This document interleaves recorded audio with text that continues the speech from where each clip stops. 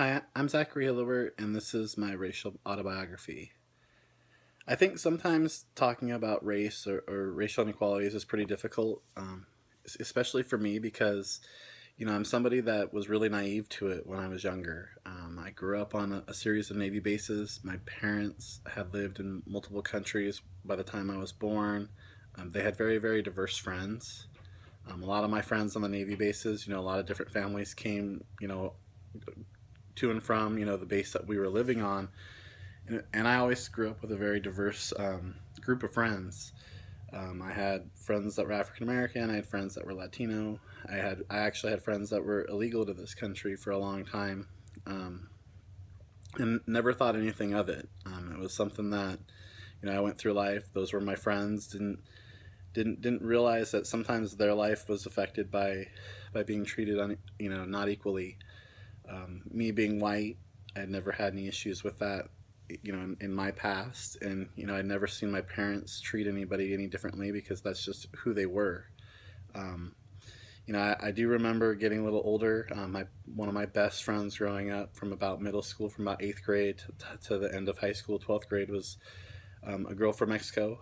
Her family, her parents had come to the states legally, and they were born here, so they didn't know any better either. But I remember going to their house, and I remember hearing comments about some of the things that had happened to them during their day. I remember them being a little bit afraid sometimes to go out in public. My friend's name was Laura, and her mom actually didn't speak English totally well. That her dad did, but sometimes she would have to go with her mom and basically be the translator. And I remember going through that thinking like how awkward that would be if you were a kid having to translate for your parents, trying to be an adult that early. Those are moments that I remember now looking back and think about. But at the time, I was pretty naive and didn't think anything of it. Now, as a teacher, I see quite a bit where things just don't line up as equal. And it is something that is hard to talk about sometimes, but it's something that is really, really important to talk about. And I realized that I was pretty privileged. I grew up in a middle class household, and never had any issues, and I always lived in small communities that to be honest, race it isn't really an issue. Where I live now, I live in a really small community. There really isn't a big achievement gap between the diversities of students just because of where we live. Most of the kids are here for Navy purposes or for being in the military. They've bounced around, they've had good schooling.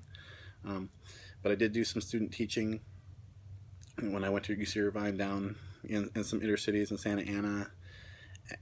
And you can see that there is a difference. There are people that come here and they do struggle to catch up, and it is an issue that needs to be addressed.